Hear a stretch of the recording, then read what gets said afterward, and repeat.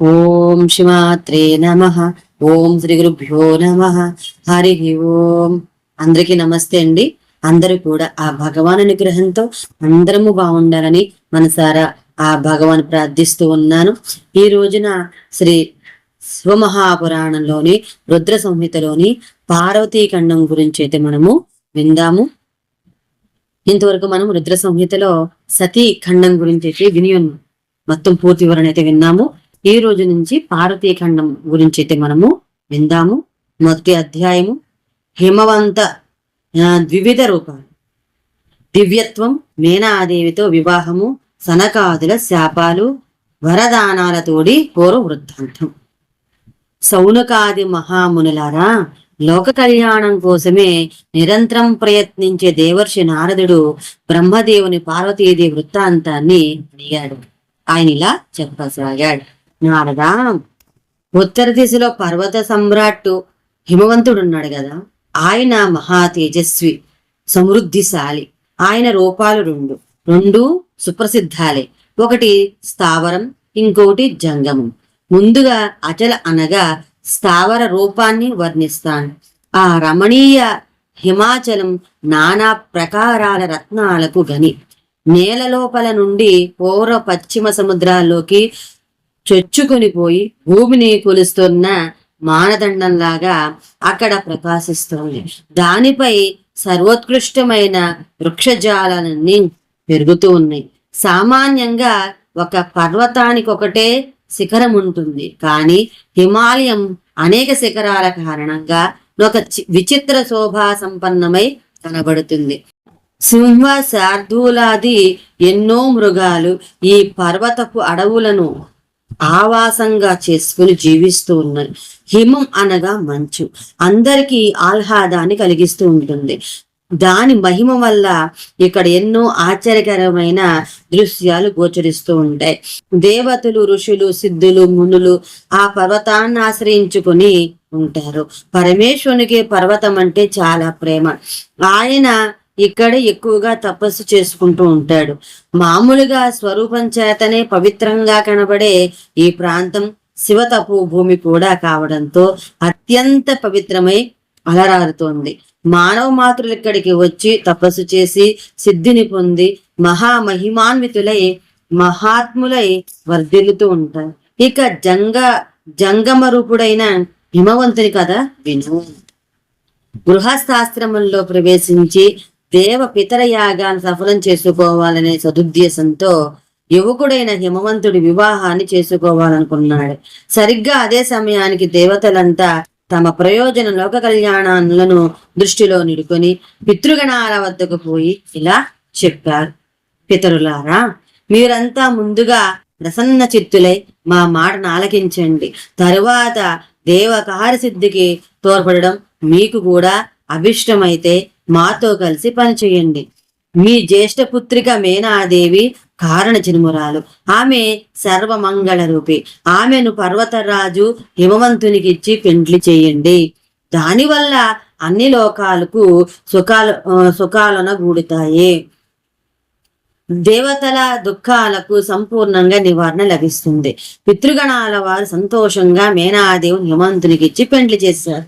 అదొక పెద్ద ఉత్సవంగా కోలాహలంగా జరిగిందని బ్రహ్మ చెప్పగా విని నారదుడు మేనాదేవి జన్మ కారణాన్ని వినగోరగా బ్రహ్మ ఇలా చెప్పసాగాడు.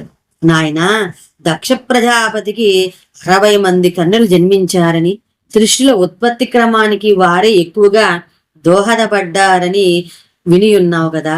వారిలో స్వధాయను పేరు గల కన్యను పితృగణంలో ఇచ్చాడు దక్షుడు.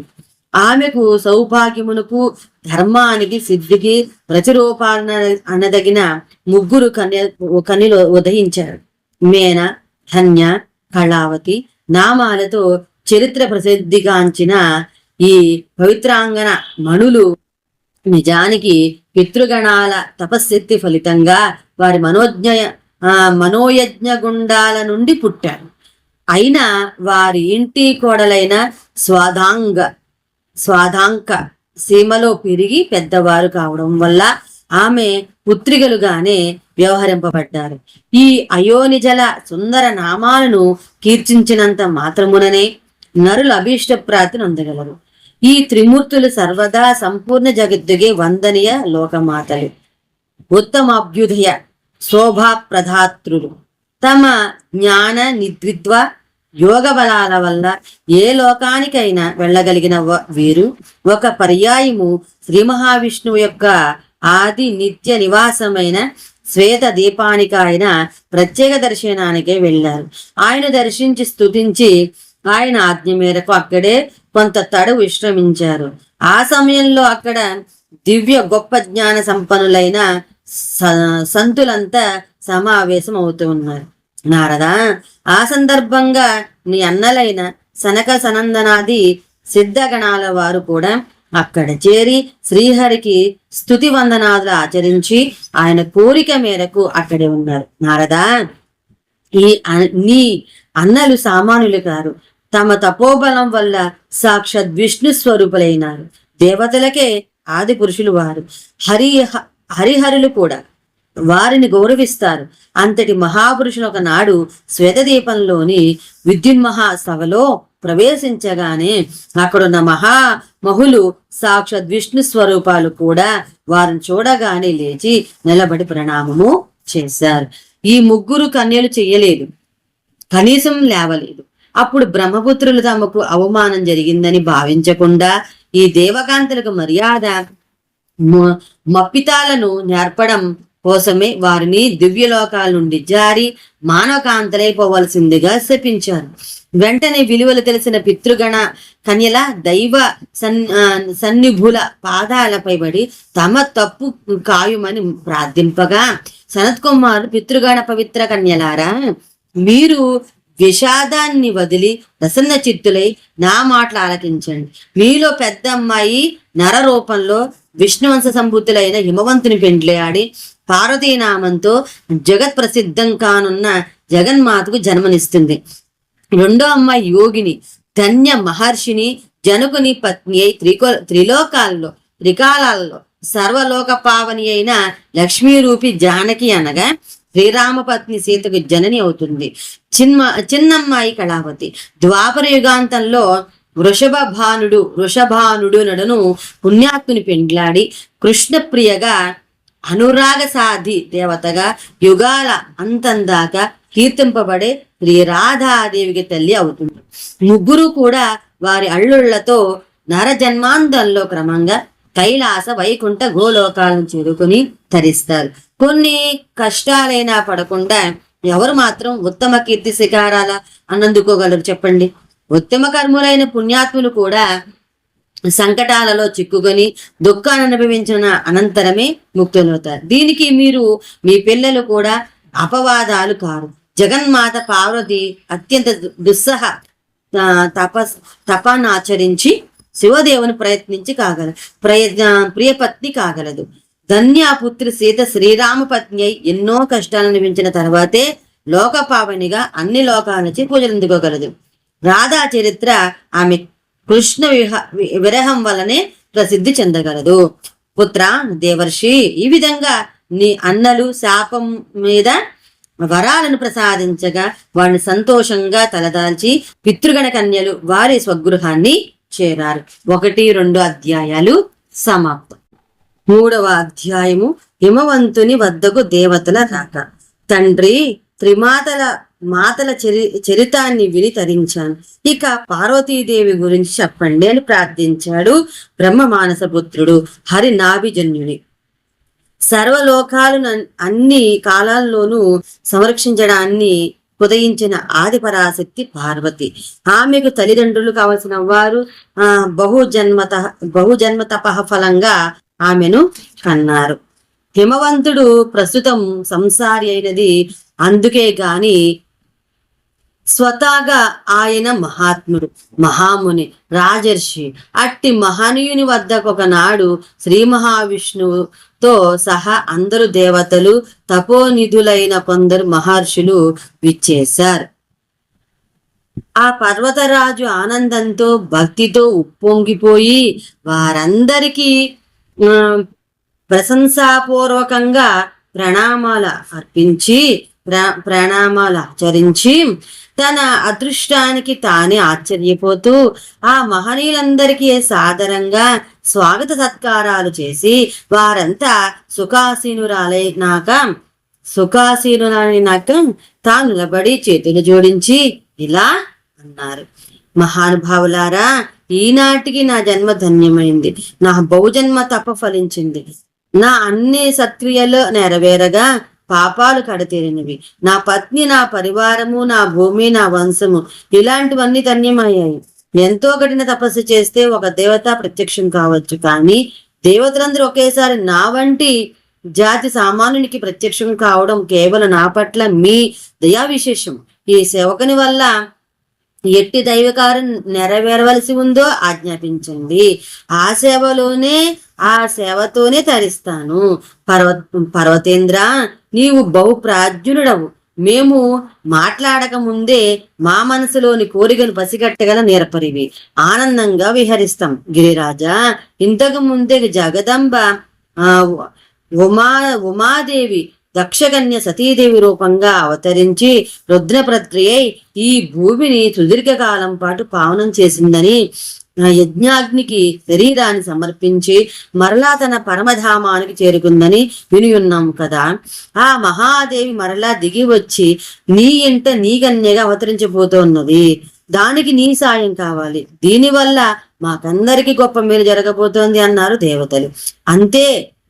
అంటే అంతా కలిసి కోరసుగా చెప్పారని కాదు, వారందరికీ తరువుగా ఏ ఇంద్రుడో చెప్పాడనుకోవాలి. ఈ మాటలు ఆలకించి గిరిరాజు హిమవంతుని మనసు ఆనందంతో పరవశించిపోయింది.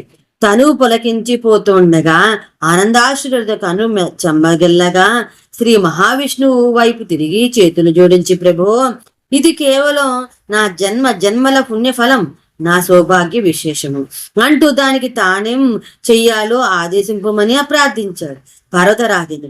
అప్పుడు దేవతలు అతనికి ఉమాదేవిని ప్రయత్నం చేసుకునే మంత్రాన్ని విధి విధాన సహితంగా ఉపదేశించి అతని వీడ్కొల్పి అక్కడి నుండి బయలుదేరారు. అలా బయలుదేరిన దేవతలు తమ తమ నెలవులకు పోకుండా ఒక సుందర తపోభూమిలో నిలిచి ఉమాదేవిని శ్రద్ధాపూర్వకంగా ఈ విధంగా స్తుతించారు: శివలోక నివాసిని దేవి ఉమా, జగదంబ, సదాశివ ప్రియ దుర్గా మహేశ్వరి, మేము నీకు నమస్కరిస్తూ ఉన్నాము. పావన శాంత స్వరూపానివి, శ్రీశక్తివి, పరమ పవిత్ర పుష్టివి నీవే. అవ్యక్త ప్రకృతి మహత్తత్వము నీ రూపాలే. కళ్యాణములైన ఓ శివాదేవి, శుద్ధ స్థూల సూక్ష్మాది అన్ని భూతాలకు పరమాశ్రయినివి నీవే. అంత విద్యకు సువిద్యకు అలవాలమై అత్యంత ప్రసన్నురాలవి. శ్రద్ధ, శ్రీ ధృత్యాది శక్తి స్వరూపాలతో దర్శనమిచ్చే జగద్వ్యాపి అయిన జగజ్జనని నీవే. సూర్యకిరణాల ద్వారా ప్రపంచాన్ని వెలుగుమయం చేసే జ్యోతి స్వరూపినివి నీవే. బ్రహ్మాండమంతా వ్యాపించి బ్రహ్మ నుండి గడ్డి భోజ దాకా నున్న ప్రతి జీవులోను ప్రాణశక్తివై ప్రకాశిస్తూ పుష్టిని కలిగించే తల్లిగా, గాయత్రి, సావిత్రి, సరస్వతిగా, వేదత్రయిగా ఆకాశమంతటా వ్యాపించి లోకాన్ని రక్షించే మాతగా నిలిచి ధర్మస్వరూపంగా చరిస్తూ అధర్మాన్ని అణిచివేయు భగవతీ దేవివి నీవే.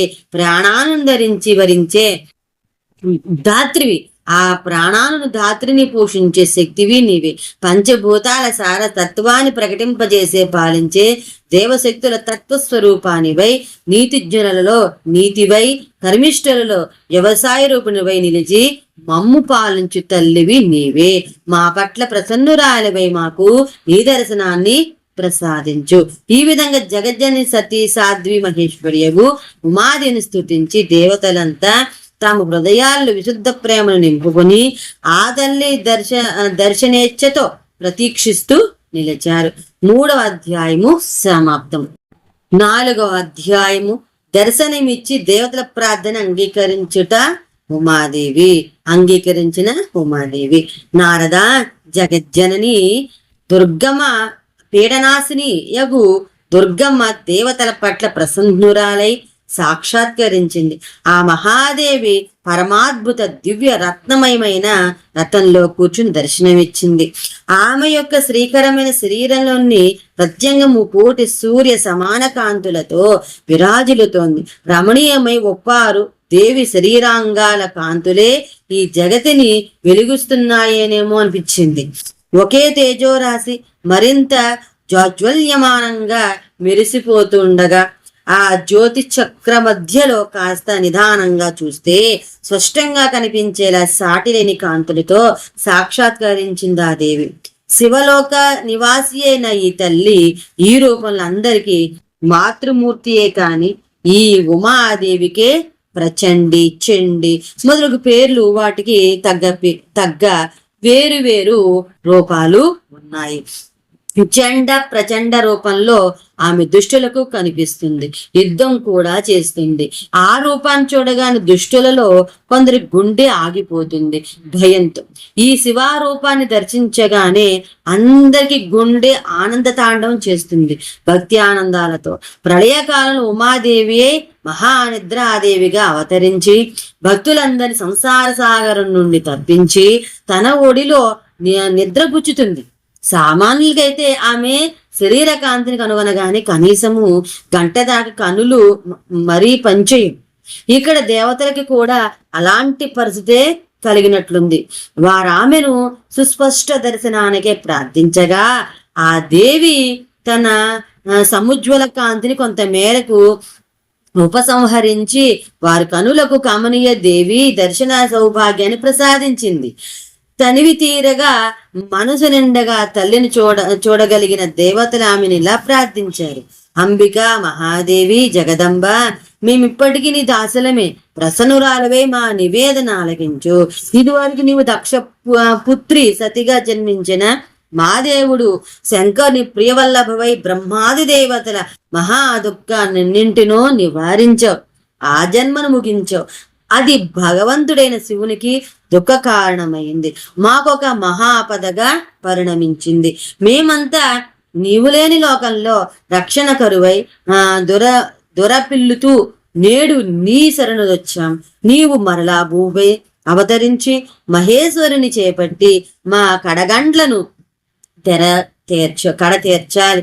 కైలాస పర్వతంపై కఠోర తపస్సులోనున్న మహాదేవుడు శివుడు కూడా నీ దయ వల్ల మరలా మాతోనొక సంసారిగా ఆనందంగా మాట్లాడాలి.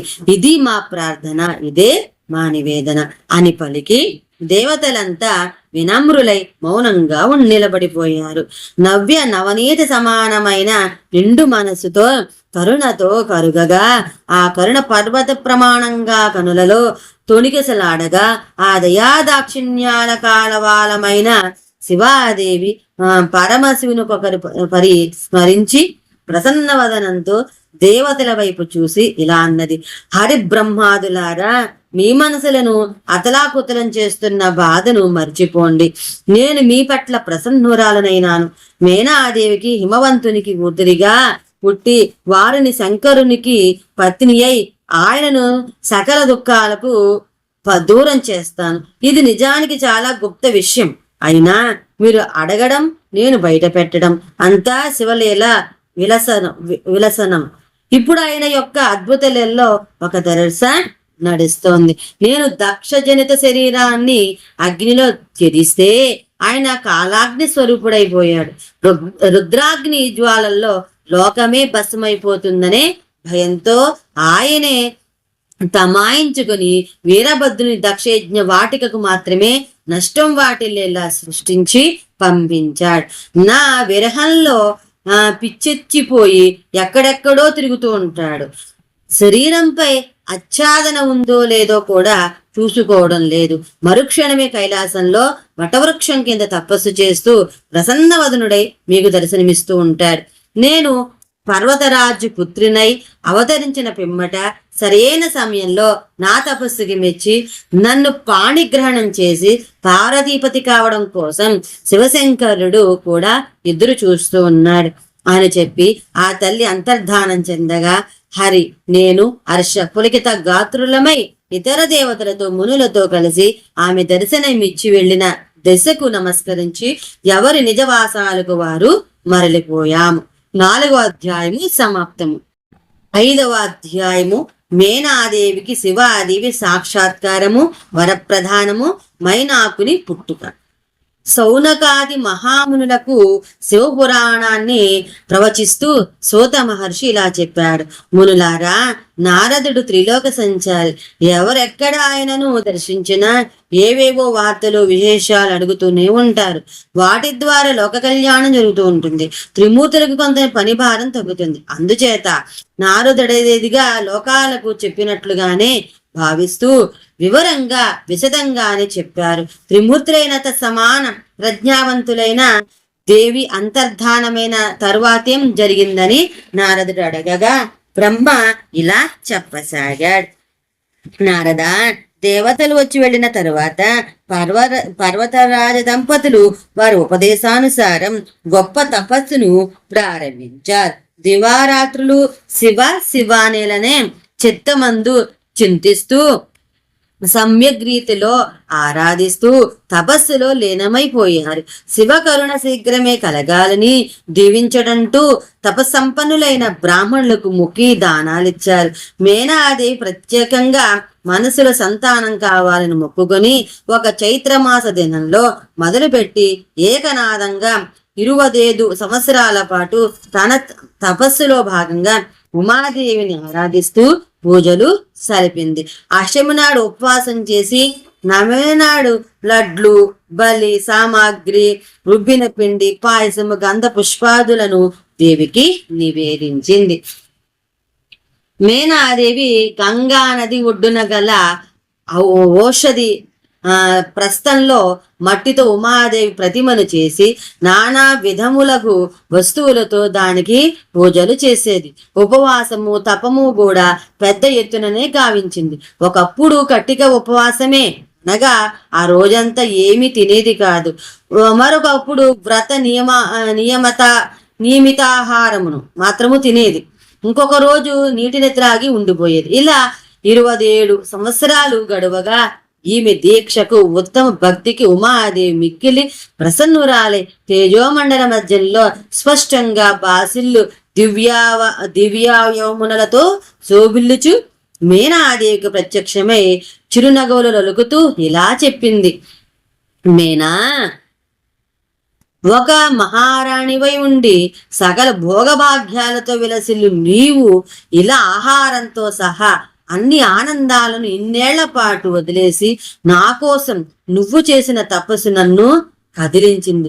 ఏం కోరినా ఇస్తాను, అడుగు అంటూ ఆ దేవి అకస్మాత్తుగా తన 2 బాహువులను చాచి తన కాబోయే తల్లిని ఎదకు హత్తుకుంది. మేనాదేవి మేను జలధరించినట్లయి బ్రహ్మజ్ఞానం ప్రాప్తించగా ఈ నూతన జ్ఞాన సంపదను వెంటనే వినియోగిస్తూ కాళికాదేవి అంటే ఉమాదేవిని ఇలా స్తుతించింది. అమ్మా, అమ్మలగన్నాయమ్మవు నీవు, అఖిల జగాలకమ్మవు, అయినా మహామాయవై జగత్తును ధరిస్తూ ఉన్న చండికవు, భరిస్తూ ఉన్న లోకధారిణివి. మాలాంటి సామాన్యుల చిన్నపాటి తపస్సుకి ఆనందించి దర్శనం ప్రసాదించే చల్లని తల్లికి నేను నమస్కరిస్తూ ఉన్నాను. నిత్యానంద ప్రదాతి అయిన యోగమాయ జగజ్జనని సుందర కమల మాలాంకృతమైన కన్న తల్లికి నేను నమస్కరిస్తూ ఉన్నాను. నిత్య సిద్ధ ఉమాదేవిగా, నిత్యానందప్రదగా, భక్త శోక నాశినిగా, కల్ప పర్యంతము స్త్రీలకు ప్రాణులకు బుద్ధి రూపిణిగా, యతీంద్రుల అజ్ఞానమయ బంధ విచ్ఛేదకమైన బ్రహ్మ విద్యగా, అధర్వణ వేదంలో హింసాదేవిగా, సృష్ట్యాది నుండి వెలుగొందుతున్న వేదమాతవు నీవు. నిన్ను నేనేమని పొగడగలను? నీ మహత్యాన్ని ఎలా వర్ణించగలను? ఆకారరహితమైన అదృశ్య నిత్యానిత్య తన్మాత్రలతో నీవే పంచభూతాలను జోడించి విశ్వ సృష్టికి పాదులు వేస్తావు. వాటి శాశ్వత శక్తివి నీవే. ఈ స్వరూపం నిత్యం. అప్పుడప్పుడు నీవు యోగంతో కూడిన స్త్రీ రూపంలో దర్శనమిస్తావు. జగత్తునకు జన్మనిచ్చు ఆధార శక్తివి. ప్రాకృత తత్వాలకు అతీతంగా నిలుచు నిత్య విద్యవు నీవే. అగ్ని లోపల వ్యాపించి ఉండే దహన శక్తివి. సూర్యకిరణాలు నిలిచి వాటిని ప్రకాశింపజేయు తపశ్శక్తివి నీవే. చంద్రుని అందలి ఆహ్లాద శక్తి అయిన చండీదేవి నీవే. స్త్రీలకు మిక్కిలి ప్రియురాలైన నీకు చారులకు ధ్యేయభూతము నిత్య బ్రహ్మశక్తి నీవే. శ్రీహరి యొక్క మాయవు నీవే. బ్రహ్మ విష్ణు రుద్రుల శరీరములకు కూడా కారణము నీవే. ఆ ముగ్గురు చేత పనులు చేయించు మహాశక్తివైన నీకు మరలా నమస్కరిస్తూ ఉన్నాను. నారద తన నుండి పొందిన మహజ్ఞానాన్ని సద్వినియోగం చేసుకుంటూ ఉన్న మేనాదేవిని చూసి మురిపొమ్ముగా ఉమాదేవి ఇట్లన్నది. ఓ హిమాచల ప్రియ, నీవు నాకు ప్రాణ సమాన ప్రియమైనవు. నీ మనోవాంఛిత వరాన్ని కోరుకో. నీకు ఇవ్వరానిది లేదు, నా వద్ద లేనిది లేదు. ఏదైనా అడుగు, తప్పకుండా ఇస్తాను. జగదంబ మహేశ్వరి, నీ వరానికి నేను యోగ్యురాలనని నీకు అనిపించడం కేవలం నీ కరుణా విశేషం. అమ్మా, నాకు సంతాన ప్రాప్తి కావాలి. ముందుగా నాకు 100 మంది కొడుకులు కావాలి. వాళ్ళంతా బుద్ధిమంతులు, పరాక్రమంతో కార్యసిద్ధి నొందేవారు, దీర్ఘాయుడు అయి ఉండాలి. ఆ కొడుకుల తరువాత ఒక కూతురు కావాలి. ఆ కూతురు నువ్వే కావాలి. తథాస్తు అని పలికి అంతర్ధానమైంది దేవి. దేవర్షి మేన ఆనందానికి బదులు లేవు. తాను పడ్డ తపస్సుకి చెందిన కష్టాలన్నీ, బాధలన్నీ దూది పిందెల్లాగా ఎగిరిపోయినట్లయిందయింది ఆమెకు. తగిన సమయంలో ఆమె ఒక ఉత్తమ పుత్రుని జన్మనిచ్చింది. అతడి పేరు మైనాకుడు. తరువాత కలిగిన హిమత్పుత్రులు ఉత్తములైనను మైనాకుడు సర్వోత్తముడు. అతడు ఒక అద్భుతమైన పర్వతంగా పరిణమించాడు. అది నాగవధువులకు భోగానుభవ స్థలంగా పేరుగాంచింది. ఆ పర్వతపుత్రుడు మైనాకుడే సాగరుతో చక్కటి స్నేహాన్ని నెరపి శాశ్వత కీర్తిని గడించాడు. 5వ అధ్యాయము సమాప్తము. 6వ అధ్యాయము అంబ పార్వతిగా ఆవిర్భవించుట. నారద, కాలక్రమాన పర్వతరాజు దంపతులు ఆదరపూర్వకంగా దేవకార్య సిద్ధిగై కన్యా విర్భావ కాలం కోసం వేచి చూస్తూ జగజ్జనని భగవతి ఉమాదేవి అయిన మహాదేవి పైననే మనసును పూర్తిగా లగ్నం చేసి భగవత్ చింతన చేసాగారు. ప్రసన్నమైతే సంపూర్ణంగా అభీష్టవస్తులన్నింటినీ దయచేసే తల్లి జగదంబ మహేశ్వరి అయిన ఉమాదేవి తన సంపూర్ణ కళతో గిరిరాజు హిమవంతుని హృదయంలో ప్రవేశించింది. అప్పుడు అతని శరీరం అపూర్వమైన ఒకనొక సుందర శోభను సంతరించుకుంది. ఆనందానికి ఆనందంతో తోడవడంతో ఆ పర్వత రాజు శరీర కాంతులు అగ్నిచటలతో పోటీ పడేటంత రమ్యంగా స్పష్టంగా తయారైనాయి. కళ్యాణకారి అయిన ఒక శుభముహూర్తంలో ఆయన తన పత్ని మేనా గర్భంలోకి శివాదేవి యొక్క ఈ సంపూర్ణాంశను ప్రవేశపెట్టాడు. ఆనాటి నుండి మేనాదేవిలో అలౌకిక సుందరకాంతులు కనిపించసాగాయి. సంపూర్ణ జగత్తుకి నివాసభూతమైన మహాదేవి మేనా గర్భంలో పెరుగుతుండడంతో ఆ పర్వతరాణి మేను చుట్టూ బంగారు కాంతులు వలయాలు ఏర్పడసాగినవి. ఆమెను చూస్తున్న కొద్ది పర్వతరాజుల ప్రసన్నత, ప్రేమ, ఏదో అనిర్వచనీయ ఆనందం ముప్పరిగొనసాగినవి. ఈ విషయము ఆ నోట ప్రాగి దేవతలకు కూడా చేరడంతో విష్ణువాదిగా దేవతలంతా పర్వతరాజపురికి విచ్చేసి అదృశ్య రూపంలో నిలబడి అమ్మ కడుపులోనున్న అమ్మ కాంతి వైభవాన్ని కనులు ఆరగించి మనసార స్తుతించిన పిమ్మట ప్రసన్న చిత్తులే రాజదంపతులకు దర్శనమిచ్చి వారిని దీవించి వెళ్ళారు. 10 నెలలు నిండగానే నేలపై పడుటకు ముందు ఆ దేవి తన తల్లి మేనాకు మరలా దర్శనమిచ్చింది. పిమ్మట ఆద్యాశక్తి సతీ సాధ్వి శివ అయిన మహాదేవి వసంత ఋతునందు చైత్రశుద్ధ నవమి నాడు మృగశిర నక్షత్రం నడుస్తూ ఉండగా అర్ధరాత్రి చంద్రమండలం నుండి ఆకాశగంగా జారిపడుతున్నట్టు మేనాదేవి గర్భం నుండి మహేశ్వరి పసిపాప రూపంలో భూమిని పావనం చేసింది. ఆ సమయంలో సమస్త ప్రపంచాన్ని ఏదో తెలియని ప్రశాంతత ఆవరించింది. సుగంధితమైన వాయువులు అనుకూలంగాను గంభీరంగాను వీచాయి. ఆకాశము చిన్నపాటి చినుకులను పుష్పాలతో సహా కురిసింది. విష్ణువాది దేవతలంతా అక్కడికి విచ్చేసి శివరూపంలో ఉన్న జగదంబను పులకాంకిత గాత్రులై సుఖంగా ప్రసన్నంగా దర్శించి శివలోక నివాసిని దివ్య రూప మహామాయ శివకామిని మంగళమయ్యగు కాళికామాతను స్తుతించి నిష్క్రమించారు. తన అంకసీమలో ప్రకటితమైన నీల కమల దళాల కంటే కొన్ని రెట్లు కాంతివంతమైన శ్యామల వర్ణంతో మెరుపులేనవుతున్న పసిపాపను చూసుకొని మురిసిపోయింది మేనాదేవి. ఒక అతిశయమైన ఆనంద ప్రాప్తితో పాటు అరుదైన జ్ఞాన ప్రాప్తి కూడా కలగడంతో ఆమె ఆ పసిపాపతోని ఇలా మాట్లాడసాగింది. జగదంబ మహేశ్వరి, నీవు నాపై కనీ విని ఎరుగునంత దయను కురిపించి నన్ను ధన్యురాలను చేశావు. అంబిక, నీ శోభతో ఈ రాజ్యంతో పాటు మా జీవితాలు కూడా వెలుగులను నింపుకున్నాయి.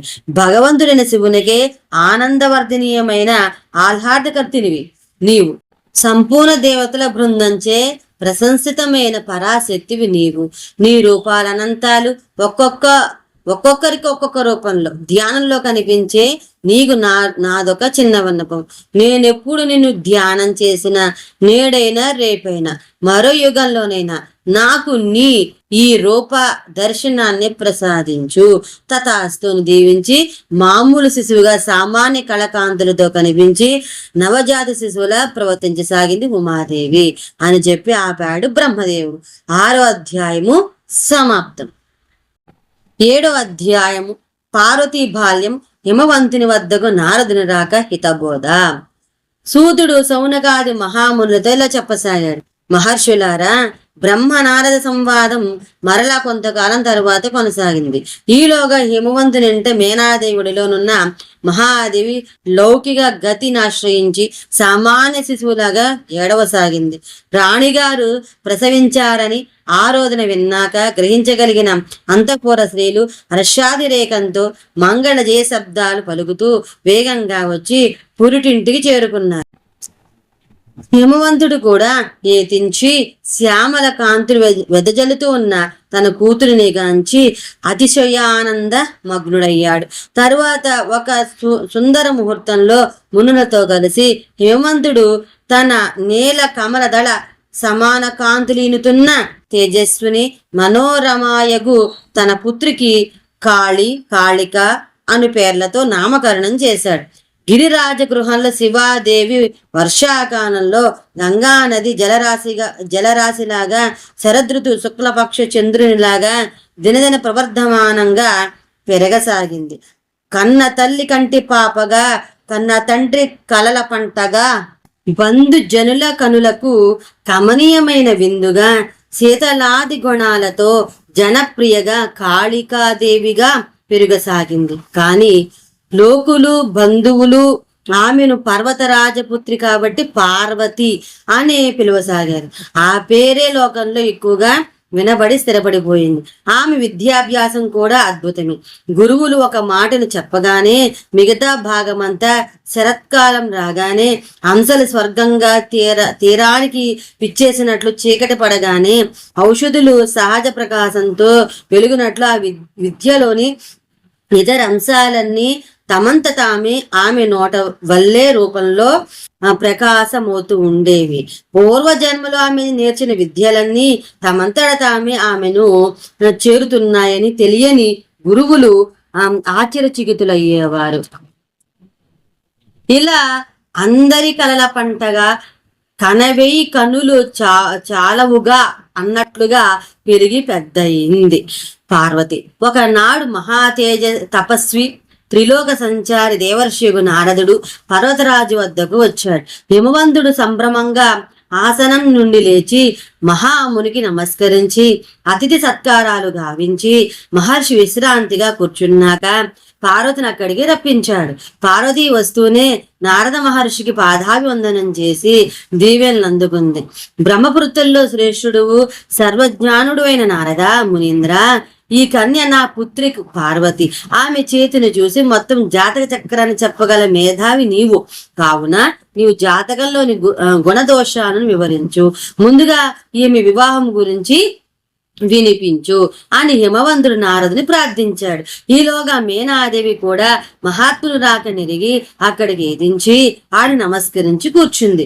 సరస్వతి పుత్రుడు కాకున్నా వైచోనుపుడిలో సకల వైద్య వైసారథ్యంలో సరస్వతి పుత్రుడే అయిన నారద మహర్షి తాను వచ్చిన దైవ్యకార నిర్వహణకు ఇలా చెయ్యనారంభించాడు. సృష్టిలోనే శ్రేష్ఠుడైన గిరిరాజ దంపతులారా, ఈ కన్యను కని మీరు ధనులయ్యారు. సులక్షణ లక్షిత జాత ఈ నగజాత సర్వాంగాల్లో సమస్త శుభలక్షణాలను కలిగి ఉన్న అరుదైన రూపసి మీ ఈ కన్య. తన పతికి లోకానికి మీకు సుఖదాని అయి నారీ లోకానికి తలమానికై మీతో సహా అందరికీ చిరకాల కీర్తినార్జించి పెట్టగల పరమ సాధ్వి ఈ పర్వత కన్య. పర్వత రాజేంద్ర, ఈ సౌభాగ్యవతి చేతుల రేఖలన్నీ పరమాద్భుతంగా సులక్షణములై ఒప్పారుతూ ఉన్నాయి, గాని ఒక్క రేఖ మాత్రం విలక్షణంగా ఉంది. దాని ఫలితం చెప్తాను, జాగ్రత్తగా విని. ఈమెను చేపట్టబోయేవాడు ప్రస్తుతం కర్కోటక బ్రహ్మచారి యోగి, కాటిదారినే ఎక్కువ తిరుగుతూ ఉంటాడు. తల్లిదండ్రులు ఎవరో ఎవరికీ తెలియదు. ఒంటి మీద బట్ట ఉందో లేదో చూసుకోకుండా దిమ్మరి అయి బికారిలా తిరుగుతూ ఉంటాడు. నిర్గుణుడు, నిష్కాముడు, సన్మానాలను అవమానాలను చిరునవ్వుతోనే స్వీకరించే సన్యాసి, అమంగళ వేషధారి, జడధారి. నారదుడిలా అనగానే మేనాదేవి విమంతుడు ఆందోళన పడిపోయారు. వారి ముఖాలు కళ తప్పిపోయాయి. నారదుడి మాట పొల్లు పోదని వారికి తెలుసు. దుఃఖితులైపోయి నోట మాట రాలేదు. నారదుడి మాట పొల్లు పోదని పార్వతికి కూడా తెలుసు. అందుకే ఆమె ఆనందంతో ఉప్పొంగిపోయింది. ముఖం కళకళలాడింది. చిరునవ్వును దాచుకోవడానికి ప్రయత్నించింది. నారదుడికి మాత్రం నవ్వు ఆగలేదు. వెంటనే ఇలా అన్నాడు, హిమవంత, ఇప్పుడు నేను చెప్పిన లక్షణాలన్నీ భగవంతుడివి. మహాశివుడే ఆ బ్రహ్మచారి. స్థూలంగా చూస్తే ఇప్పటిలాగానే కనిపిస్తూ ఉన్న ఆ దేవాది దేవుడు సర్వ సమర్థుడు, జగన్మంగళకర్త. ప్రస్తుత వేష యొక్క లీల. నీవు భగవంతునికే మామగారివి కాగలవు. మీరు ఆయనను నిశ్చల భక్తితో పూజించండి, శీఘ్రమే ప్రసన్నుడు కాగలడు. సర్వ చరాచర జగత్తుకి ఈశ్వరుడు, సేవ్యుడు, నిర్వికారుడు, సామర్థ్యశీలి, అవినాశియగు దేవాది దేవుడు తప్పక నీకన్యను స్వీకరిస్తాడు. పార్వతీదేవి తపస్సు ద్వారానే ఆయన్ను వలపించుకోగలిగారు. అది వేరొకరికి సాధ్యం కాదు. ఈ కార్యసాధనకు వేరో మార్గం కూడా లేదు. పైగా సర్వేశ్వరుడైన శివుడు సర్వసమర్థుడు. తలచుకుంటే ఇంద్రుని వజ్రాయుధాన్ని కూడా నాశనము చెయ్యగలడు. అవసరమైతే దేవతలందరినీ తన త్రిశూలానడ్డు వేసి కాపాడును గలడు.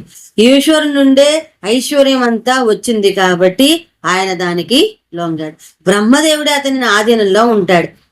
అంతటి వాణి లొంగ తీసుకోవాలంటే తపస్సు ఒకటే మార్గం. అది ఈ విశ్వంలో పార్వతి మాత్రమే తపస్సు ద్వారా ఆ మహాతపోనిధిని జయించగలదు. ఇదే దేవ రహస్యం. హిమవంతుని ముఖం ఆనందంతో నిండిపోయింది. నిజమా మహర్షి అని మాత్రము అనగలిగాడు. నిజమే రాజేంద్ర, ఈమె కారణజన్మురాలు. ఈ విషయం నీకు కూడా కొంత తెలుసు. పార్వతీ పరమేశ్వరుల జంట నభూతో నభవిష్యతి అనే పేరు తెచ్చుకుంటుంది. వారు ఈ సృష్టి ఉన్నంతకాలం ఆది దంపతులుగా పూజలందుకుంటారు. శివుడు మరొక స్త్రీని కలలో కూడా ప్రేమించాడు. అత్యంత ఉచ్చకోటికి చెందిన ప్రేమ వారిది. ఇలాంటి ప్రేమ ప్రపంచంలో ఎక్కడా లేదు, ఉండదు. ఇంకొక మాట చెప్తాను, ఆలకించు.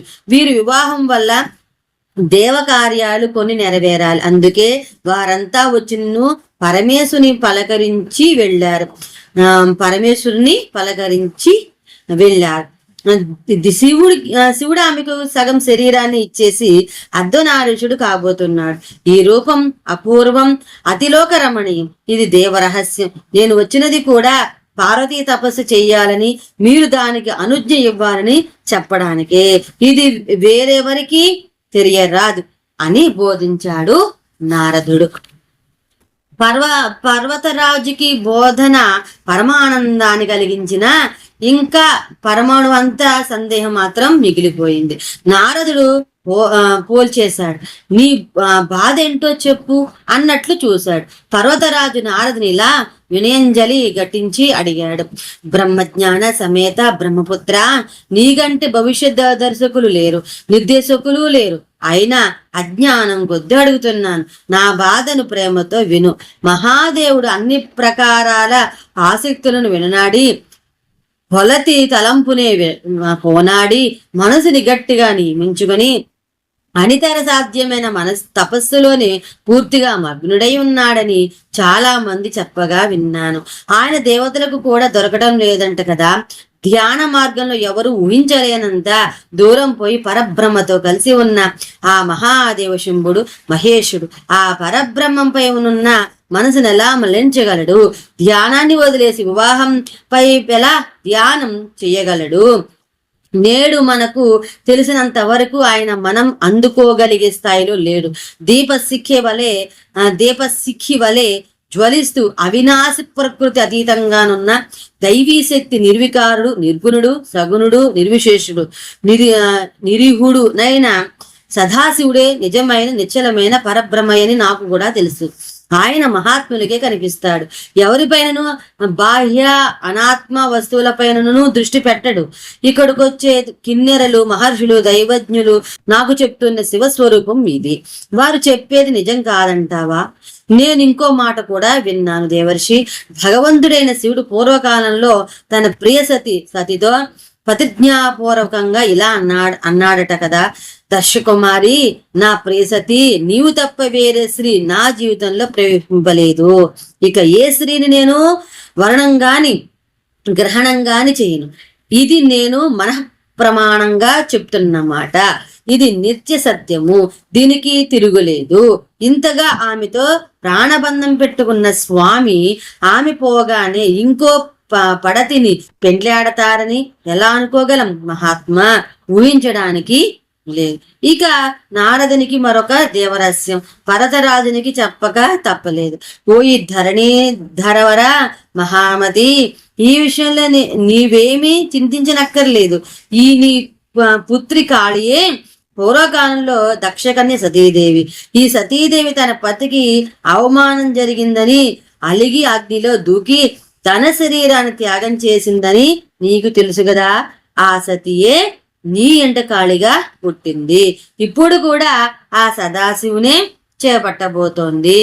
కాళీ కోసం సతీ వృత్తాంతాన్ని పూర్తిగా చెప్పాడు నారదుడు. ఆమె సిగ్గుతో తల వంచుకునే వింది, కానీ మనసు మాత్రం మబ్బును చూసిన నెమలిలాగా నాట్యమాడింది. తరువాత నారదుడు స్వర్గం వైపు సాగిపోయాడు. ఆ తరువాత వృత్తాంతాన్ని మరలా బ్రహ్మ నారదుడికిలా చెప్పసాగాడు. 7, 8 అధ్యాయాలు సంపూర్ణం. 9వ అధ్యాయము పార్వతీ హిమవంతుల స్వప్న వృత్తాంతము, మంగళ గ్రహ ప్రసక్తి. సౌనకాది మహామునులారా, బ్రహ్మ నారదునితో అతడు హిమవంతుని వీడుకొని వెళ్ళిన పరిమట జరిగిన కథను ఇలా చెప్పసాగాడు. నారదా, నీవు వెడలిన తర్వాత ఒకరోజు మేనాదేవి తన పతితో నిట్లన్నది, ఓ ప్రాణేశ్వర, హే ప్రాణనాథ, ఆ రోజు నారద మహర్షి వచ్చి ఏదో చెప్పాడు గాని స్త్రీ స్వభావం వల్లనో ఏమో నాకు పెద్దగా అర్థం కాలేదు. ఒక స్త్రీ తల్లిగా నా మెదడులో సుళ్ళు తిరుగుతూ ఉన్న ఆలోచన ఒకటే, మన కన్యకి సుందరుడై సర్వలక్షణ సంపన్నుడైన వరుని తేవాలి, అంతే. నా కూతురు నాకు ప్రాణం కన్నా ఎక్కువ. అదొక ఉత్తమ వరుని పొంది అన్ని విధాల ప్రసన్నంగా సుఖంగా ఉండాలి. దాని తగిన ప్రయత్నాలు చెయ్యండి. ఇలా విన్నవించి పతిపాదాలపిబడి అశ్రుపూరిత నయనాలతో నున్న మేనాదేవిని లేవనెత్తి ఓదార్చి పర్వతరాజు ఇలా ఆమెకు బోధించాడు. దేవి, నీకు తత్వానికి సంబంధించిన మాటలను చెప్తాను విను. ముందుగా కాళికాదేవి సామాన్య కన్య అనే భ్రమను వీడు. నారద మహర్షి ఏం చెప్పినా అది వేదవాక్కు లాంటిదే, కుళ్ళిపోదు. నీకు కూతురిపై ప్రేమ ఉంది కాబట్టి ఆమె వద్దకు పోయి ఆమె భక్తిపూర్వకంగా సుస్థిర చిత్తమై శంకర భగవాని కృప కోసం తపస్సు చేయమని సాదరంగా బోధించుదేవి. ఆ మహాదేవుడు ప్రసన్నుడై మన బిడ్డను మనువాడితే మనకేం కాక అన్ని లోకాలకు శుభం కలుగుతుంది. శివ సాన్నిధ్యంలో అమంగళాలన్నీ మంగళైపోతాయి. మేనాదేవి పతి ఆదేశం మేరకు పుత్రికను తపస్సు వైపు నడిపించడానికి బయలుదేరింది.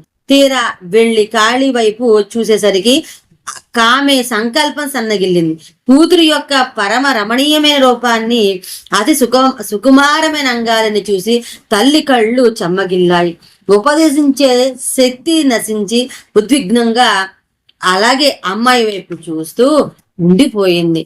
సర్వజ్ఞ పరమేశ్వరి అయిన కాళి తన తల్లిని చూడగానే ఆమె మానసిక సంఘర్షణను అలవోకగా పసిగట్టి ఇలా మాట్లాడింది. అమ్మా, నువ్వు ఏదైనా బాగా అర్థం చేసుకోగలవు కాబట్టి నీకే ముందు చెప్తున్నాను. నేటి బ్రహ్మ ముహూర్తంలో నేనొక కలగన్నాను. అందులో ఒక దయాళువు మహా తపస్వి అయిన బ్రాహ్మణోత్తముడు దర్శనమిచ్చాడు. ఆయన నన్ను పరమేశ్వర ప్రసన్నతకై తప్పు చేయమని ఆదేశించాడు. వెంటనే మేనాదేవి పులకలు లేవగా సంతసించి వెంటనే తన పతిని రావించి ఆయనకి ఈ విషయాన్ని విన్నవించింది. పర్వతరాజు ప్రసన్నుడై ఇలా చెప్పాడు. ప్రియా, రాత్రి నాకు కూడా ఒక మంచి కల వచ్చింది. అందులో నాకు ఒక గొప్ప తపస్సు దర్శనమిచ్చాడు. నారద మహర్షి మనకు కాబోయే అల్లునికి చెప్పిన లక్షణాలన్నీ ఆయనలో ఉన్నాయి. ఆయన ఎంతో ప్రసన్నంగా మన నగరికి సమీపంలోనే తపస్సు చేసుకుంటూ ఉన్నాడు. నేను కాళిని తీసుకొని ఆయన దర్శనానికి వెళ్ళాను. నాకు కలలోనే నారద మహర్షి చెప్పిన మహాదేవ శంభుడాయనేనని అర్థమైంది. నేను ఆయన పరిచర్యలు చేసుకుని తరింపుమని మన పుత్రికకు ఉపదేశించి ఆ మహర్షిని కూడా మన సేవలను స్వీకరింపమని ప్రార్థించాను. ఆయన మొదట్లో అంగీకరించలేదు. కానీ తరువాత ఆయన అనుమతితోనే నేను పుత్రిక అక్కడనే ఉంచి వచ్చేశాను. ఆమె ఆయనను భక్తిపూర్వకంగా పరిచర్య చేయసాగింది. ఇది నాకు వచ్చిన కళ.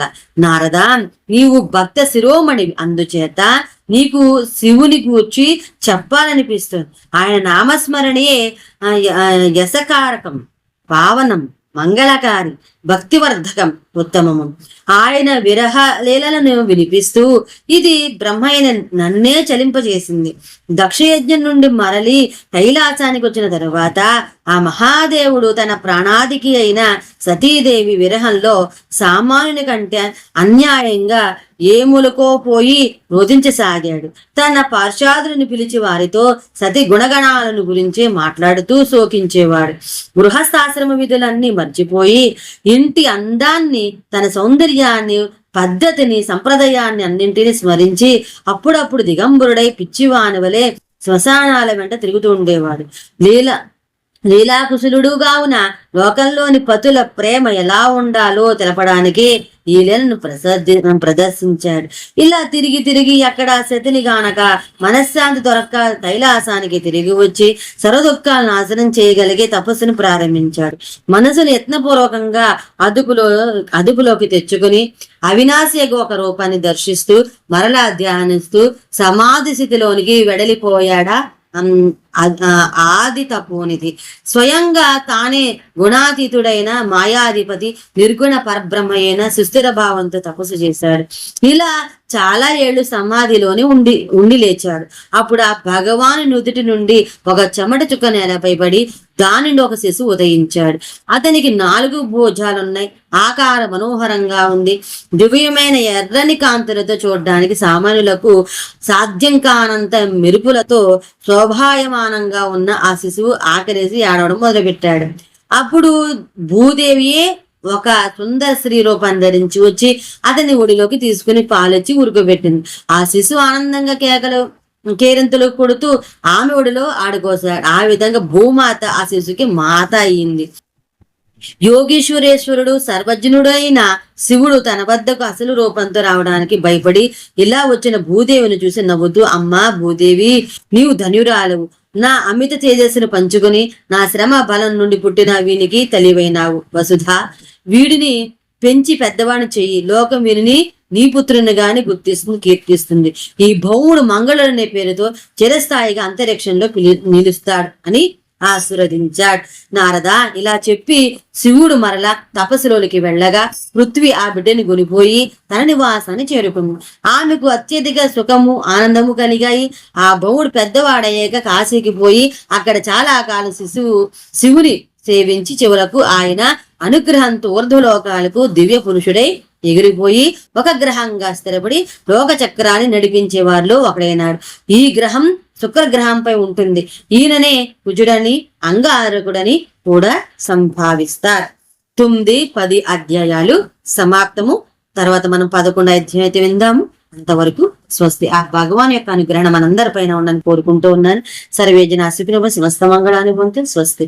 హర హర మహాదేవ శంభో శంకర. ఓం నమః శివాయ.